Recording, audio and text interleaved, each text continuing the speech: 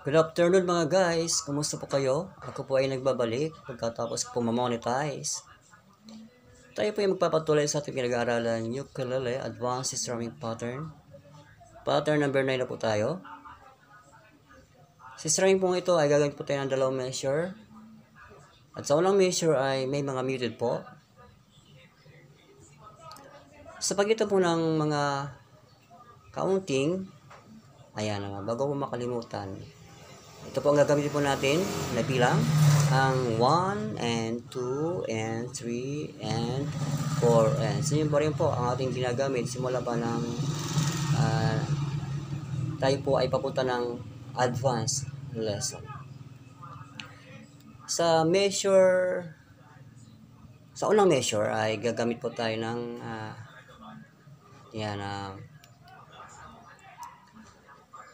sa pagitan ng 1 and 2 muted po ang end at ang pagkatapos ng 2 muted po yung end at ang 3 ay muted din po. Papasok po ang strumming sub and 4. Ang ibig sabihin, yung end ay may tunog po at ang 4. At pagkatapos po ng 4, ang end ay muted din po. Pagdating naman po sa ikalawang measure, muted po ang 1. Ibig sabihin, ang ating strumming ay papasok sa end. Muted din po yung 3. So, gagamit po tayo rito ng down-up stroke pattern. Ang ating gagamitin na chords ay ang pinakamadali pa rin gamitin, ang key of C, F, G. Ayan.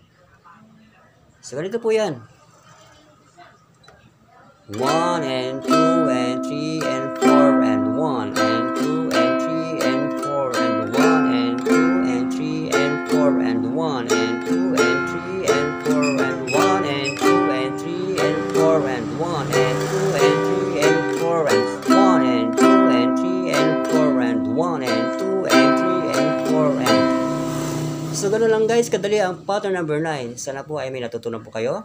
Abangan po ninyo ang susunod natin pag-aaralan ng last, ang pattern number 10. Salamat po.